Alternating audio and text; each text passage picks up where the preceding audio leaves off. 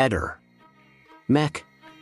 Pallister. L'udienza per Luis da Silva, il 35enne senegalese unico indagato per l'omicidio di Pierina Paganelli, è stata posticipata al 22 maggio dal Tribunale del Riesame di Bologna. In questa terza valutazione i giudici esamineranno l'ordinanza di rigetto dell'istanza di scarcerazione firmata dal GIP di Rimini Vinicio Cantarini, impugnata dai legali di Da Silva, gli avvocati Riario Fabbri e Andrea Guidi. Attualmente Da Silva è ricoverato nel reparto di psichiatria dell'ospedale Infermi di Rimini, dove è stato trasferito dopo aver intrapreso uno sciopero della fame e della sete tra il 25 e il 26 aprile.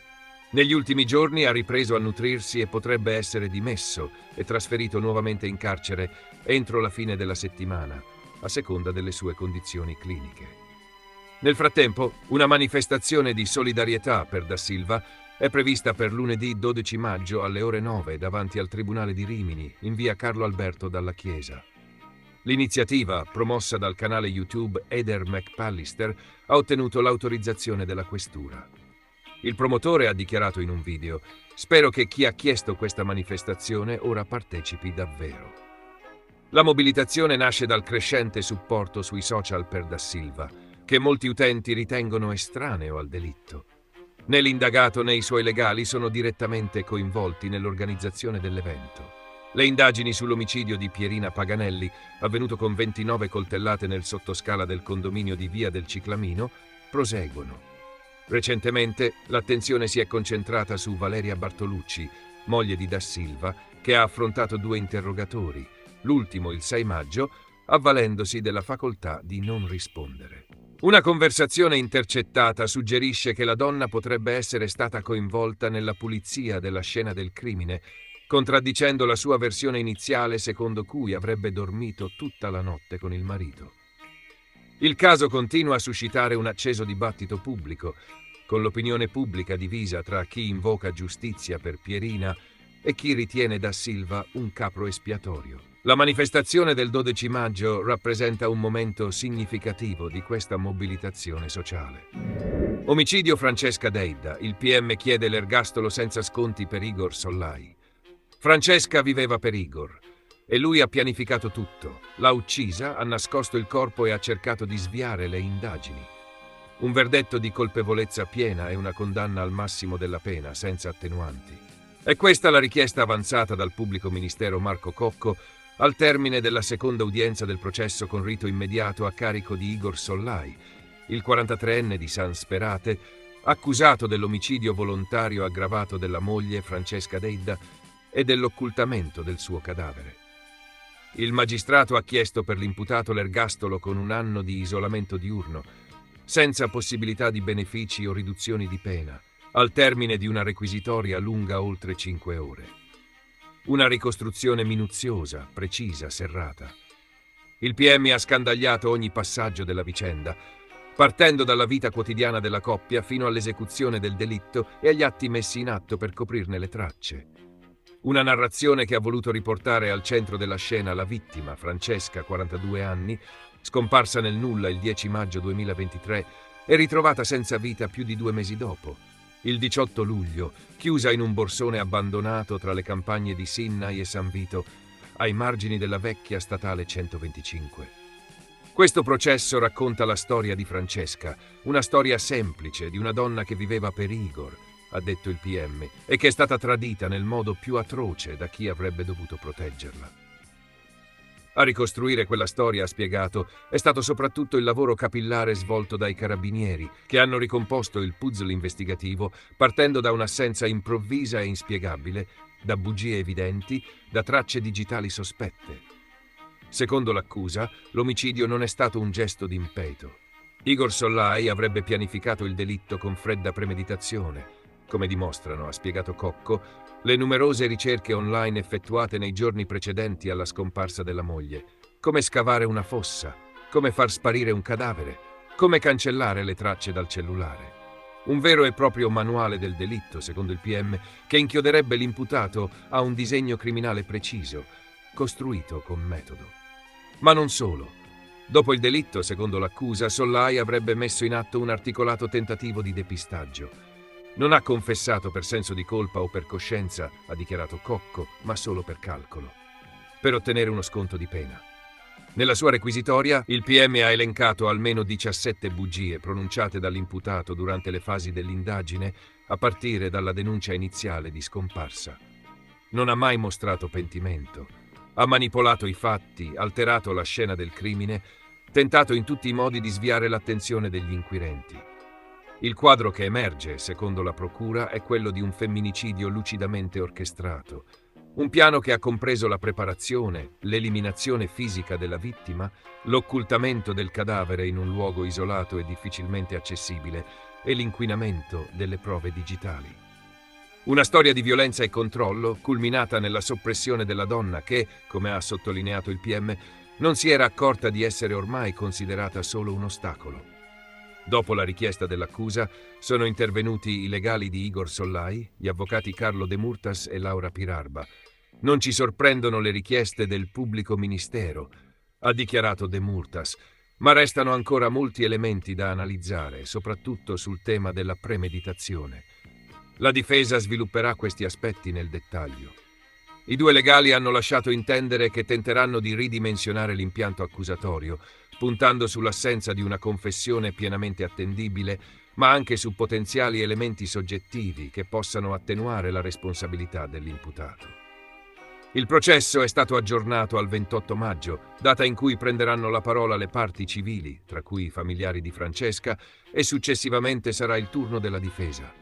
La sentenza, se non ci saranno imprevisti, potrebbe arrivare già entro l'inizio di giugno. Nel frattempo, a San Sperate, Sinnai e in tutta la Sardegna, il nome di Francesca Deidda continua a risuonare come simbolo di una vita spezzata troppo presto. Una donna che aveva dedicato tutto all'uomo che, secondo la procura, l'ha uccisa con freddezza e che oggi rischia di pagare il prezzo più alto previsto dalla legge. Il cerchio si è chiuso. I mandanti e l'esecutore materiale del delitto stanno scontando l'ergastolo. Ogni frammento, anche il più nascosto, è stato pazientemente ricomposto dagli inquirenti.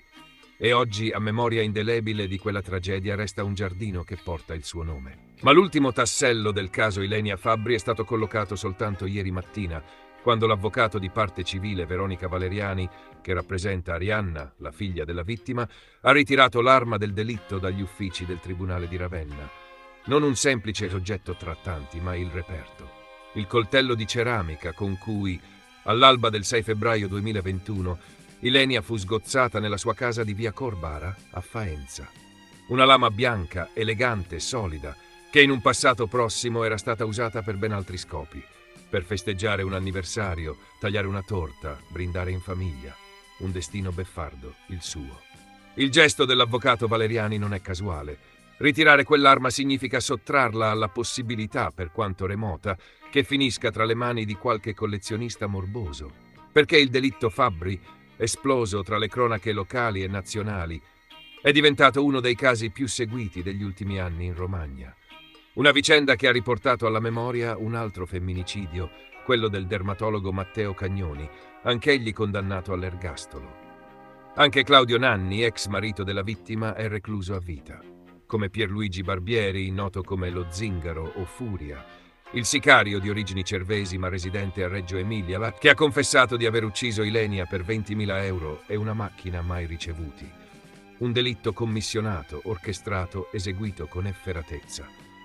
Ma questa non è la loro storia.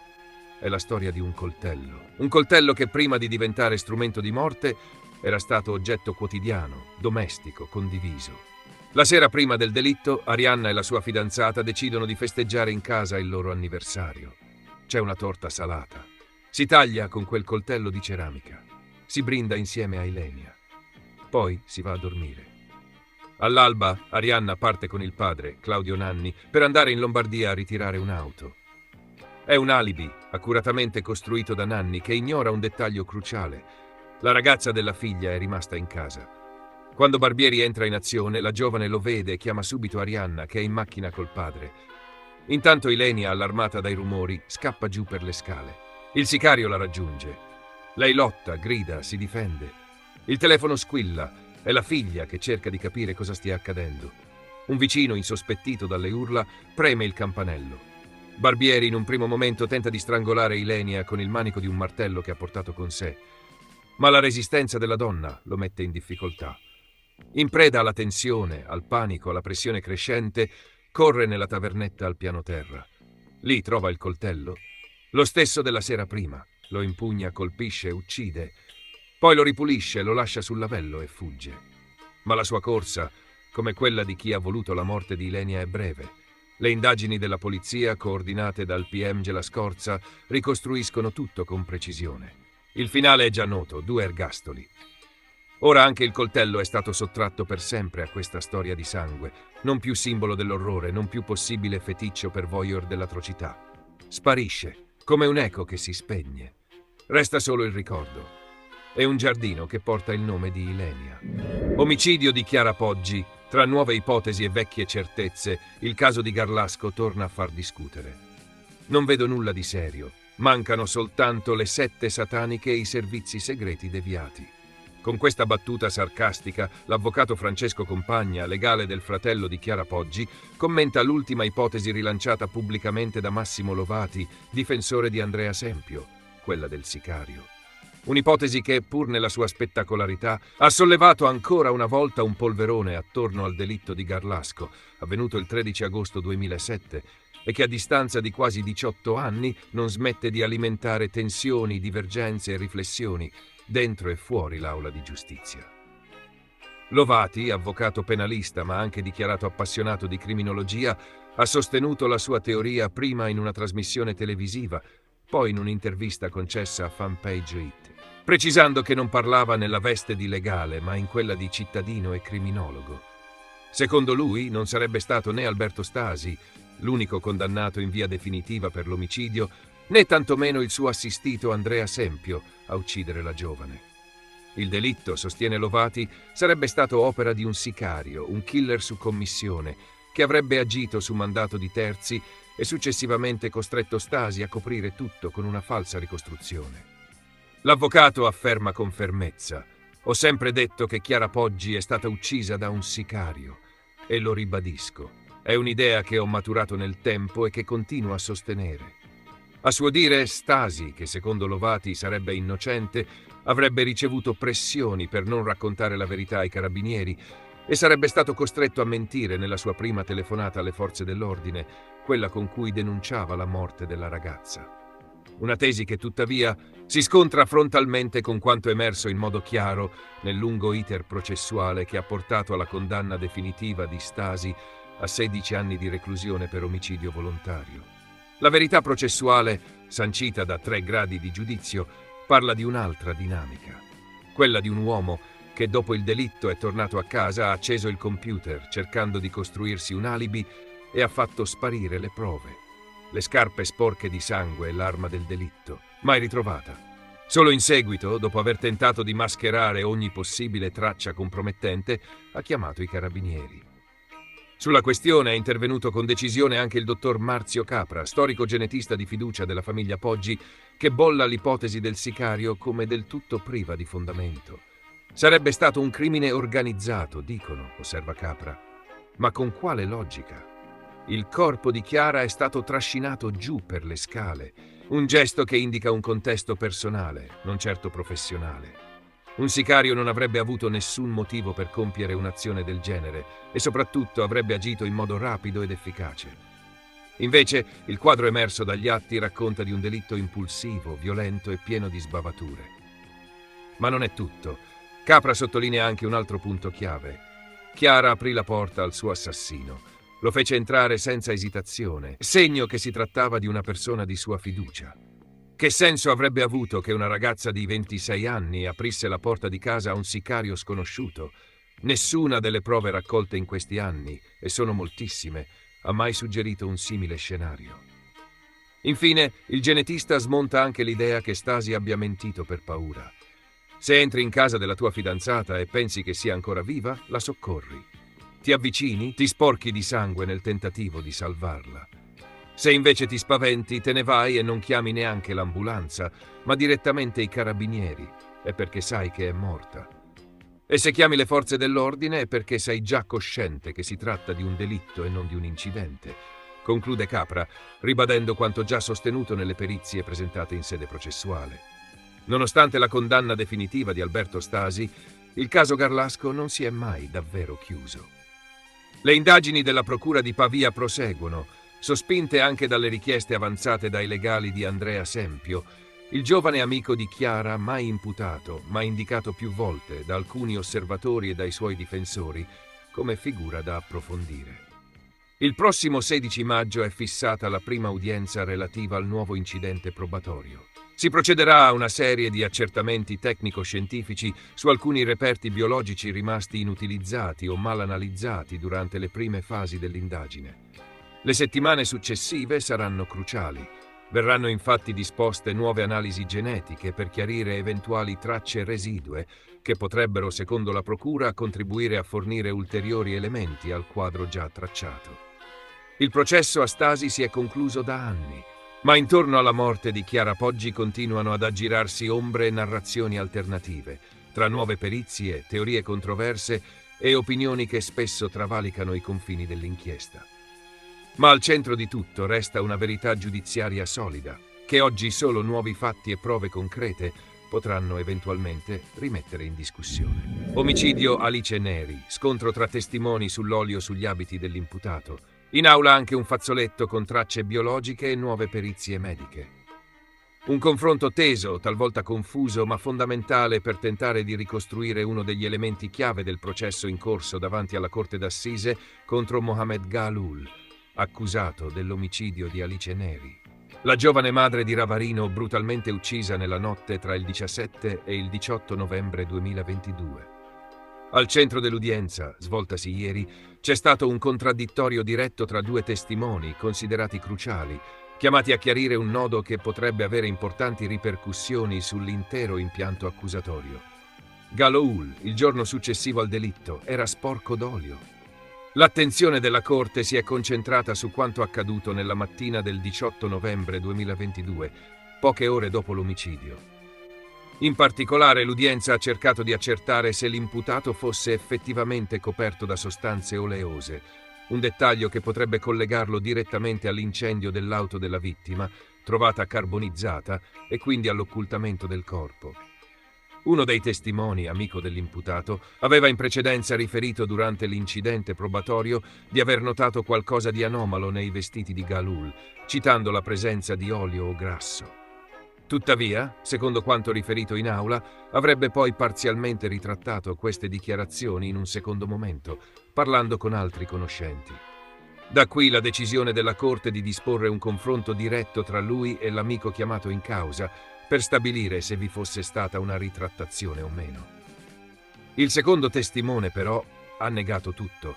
Ha affermato di non aver mai ricevuto confidenze in tal senso e soprattutto di non aver mai detto che il primo testimone avesse mentito circa l'olio sugli abiti. Lui ai carabinieri disse di essere un meccanico e di saper distinguere bene la differenza tra grasso e olio, ha precisato. Ma il tono generale dello scambio tra i due è stato definito dagli osservatori in aula come confuso e ha lasciato irrisolte molte delle perplessità che lo avevano motivato. L'udienza si era aperta con la testimonianza di un carabiniere del nucleo operativo che ha riferito sugli accertamenti in corso relativi alle posizioni GPS e agli eventuali impegni lavorativi o personali dei tre amici di Galoul che lo avrebbero visto la mattina del 18 novembre. Un ulteriore tassello investigativo per capire dove si trovasse esattamente l'imputato nelle ore immediatamente successive al delitto.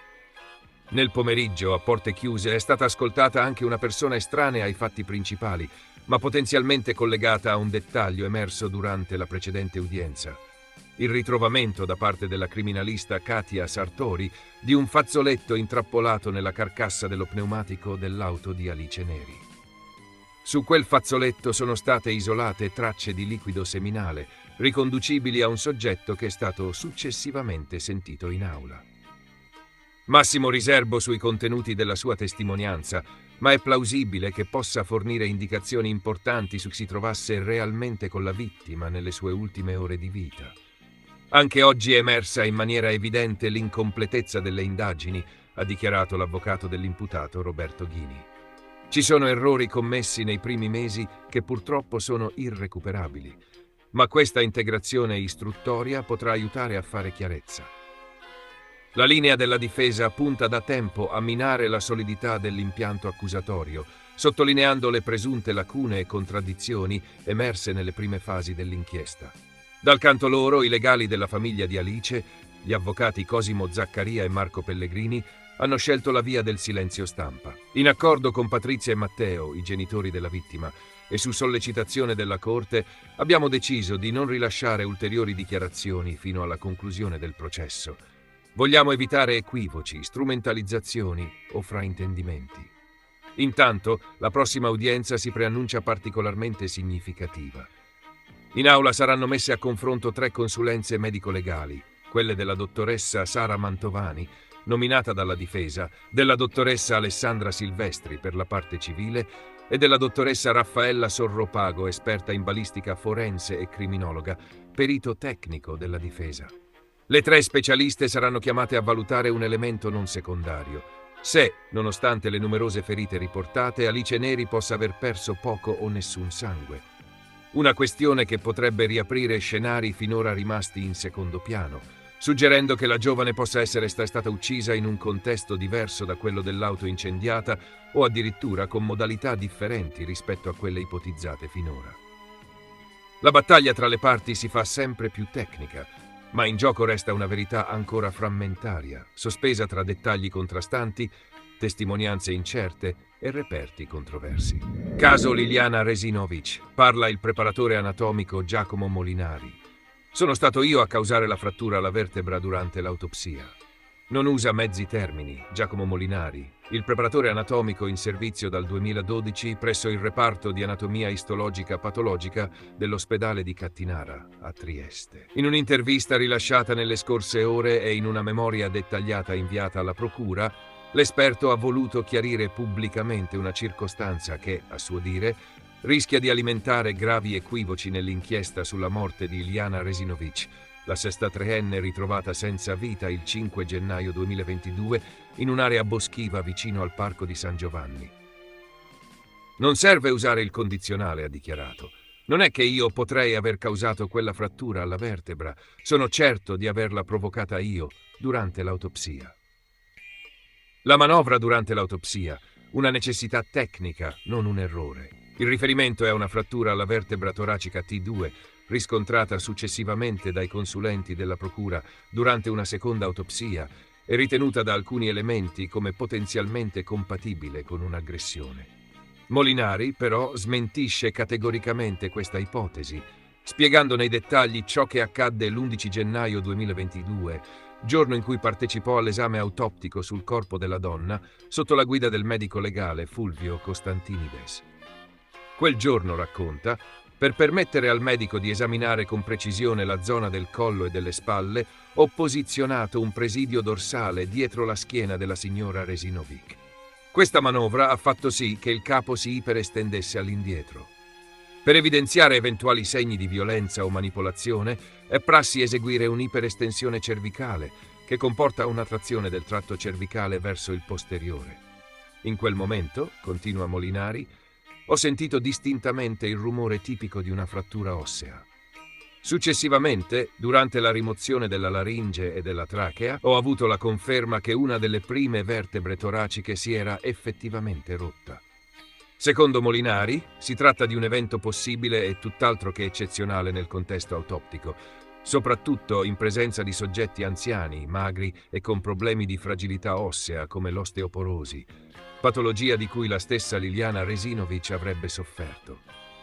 Non si è trattato di un errore, precisa, ma di una conseguenza involontaria e frequente in questo tipo di manovre tecniche. Proprio per questo inizialmente non mi ero nemmeno preoccupato di segnalarlo. In ambito autoptico è una circostanza ben nota. Molinari sottolinea anche che lo stesso dottor Costantinides, che ha redatto la relazione ufficiale dell'autopsia, non avrebbe ritenuto necessario menzionare la frattura, poiché chiaramente dovuta alla manipolazione tecnica del cadavere e non preesistente. Non pensavo che uscisse tutto questo clamore. Molinari è perfettamente consapevole dell'enorme attenzione mediatica che ruota attorno al caso Resinovic. Tuttavia si dice sorpreso dalla piega presa dalla vicenda dopo che la notizia della sua testimonianza è trapelata. Ho seguito il caso, ma senza una partecipazione quotidiana, racconta. Poi qualche settimana fa ho letto un articolo del Piccolo che parlava di un'immagine alla telecamera e di possibili manipolazioni del corpo. In quel momento ho sentito l'urgenza di chiarire la mia posizione. Ha quindi deciso di confrontarsi con un amico direttore di giornale e successivamente di formalizzare il tutto in una memoria scritta da lui stesso, inviata alla Procura di Trieste. Un documento nel quale spiega, punto per punto, le dinamiche che avrebbero portato alla frattura della vertebra durante l'autopsia. Non si può interpretare quella lesione come un segno di aggressione o un elemento utile per ricostruire la scena di un omicidio, ribadisce. È stato un effetto collaterale della procedura autoptica. Ripeterò tutto al pubblico ministero. Alla domanda se sia già stato sentito formalmente dagli inquirenti, Molinari risponde di no. Tuttavia, conferma che vi è stato un primo contatto anche attraverso canali indiretti. Ho preferito essere trasparente, conclude, e riferire tutto nella maniera più chiara possibile. Lo stesso contenuto della memoria sarà esposto al pubblico ministero nel caso venga convocato per testimoniare.